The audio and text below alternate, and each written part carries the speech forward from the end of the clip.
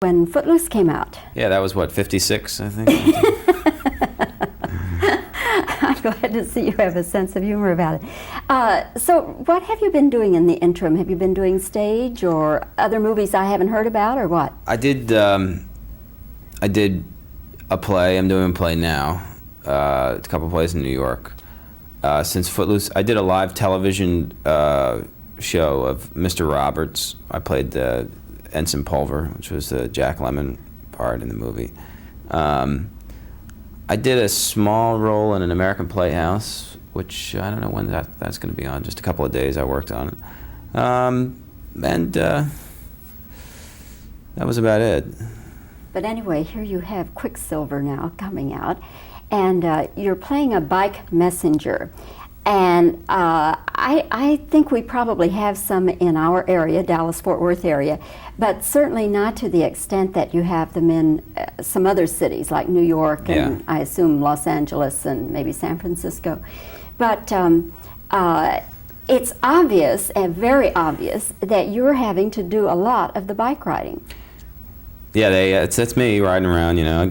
You can. It's lucky because you can see my face, so you know that it's actually my face and my legs. And yeah, I'm flying around there. I do have a double on a couple of things. A couple of the really dangerous stunts aren't me, but for the most part, I'm riding the bike. And this involved riding in traffic, did it, or was that the kind of rear projection or something? No, it was all done in traffic. Some of it was live traffic. You put a camera on the street, and I just go down the next block and ride up through it. Some of it was done with cars that were lined up, stunt cars, and they're all choreographed to move this way and that way, and you know, I'd ride through it. You can do a lot with long lenses so that you stack up the look, and it looks like a lot more cars than it actually is, and they look like they're closer together.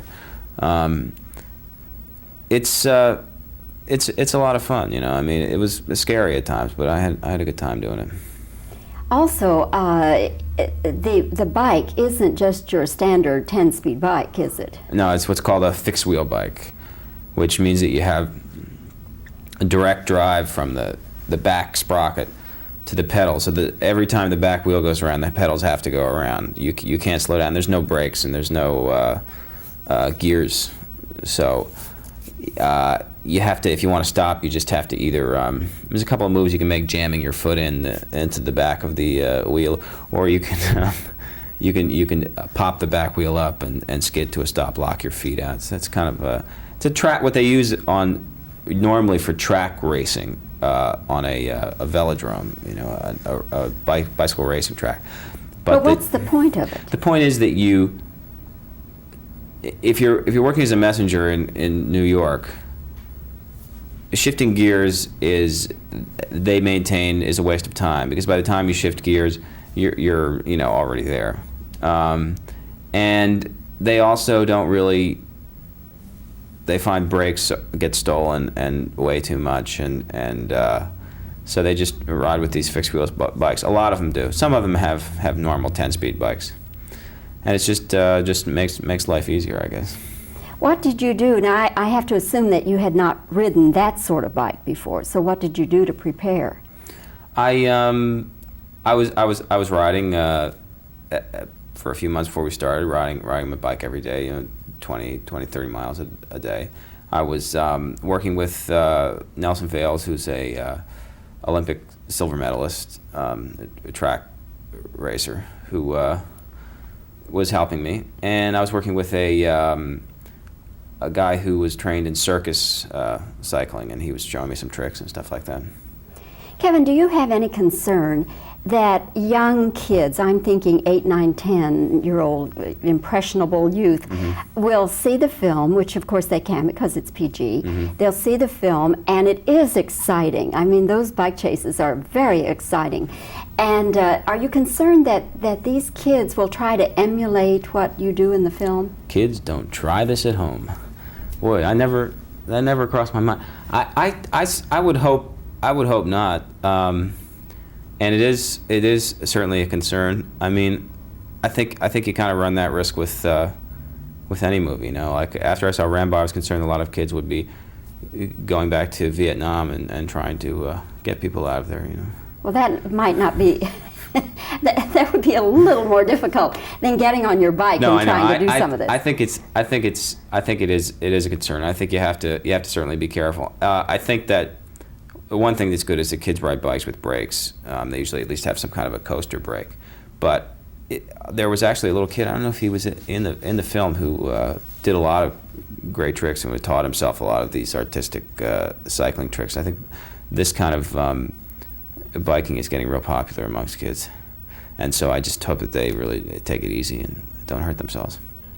Did you actually talk with bike messengers and sort of get a feel for what they're all about? Yeah, I did. I talked with a lot of messengers in New York, and they're very. I mean, it's kind of hard to pinpoint because there's a lot of different types of people that are working as messengers. There's people who are interested in doing something else and are just working there temporarily, and there's people on their way to something else, and there's people who have made a career out of it. But they're a very colorful bunch of folks, men and women. Which the movie does reflect. Yeah. Well, Kevin, good to talk with you again. Nice to talk to you. And I hope the film does well for you. Thanks a lot. And I'm sure the people who see it will find it very exciting. I hope so. Thank you. Great. Pause. Very good. Pause. Straight. From looking at the movie, one can tell that you're actually riding the bike.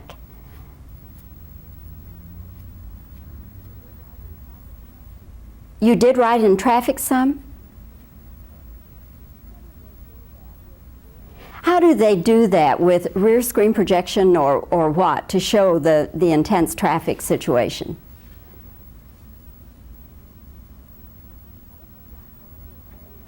Now, this is not just your ordinary 10-speed bike, is it? What's the point of it?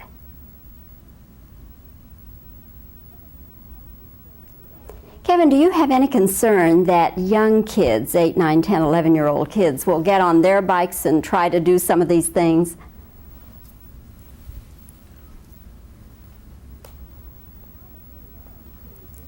How did you learn to do all this on the bicycle?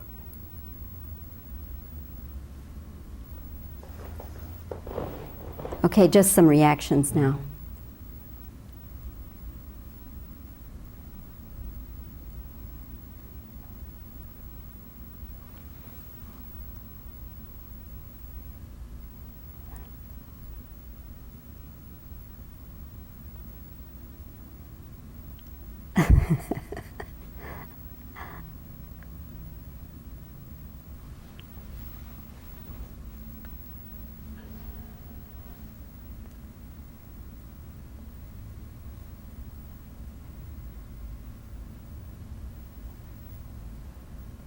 Okay.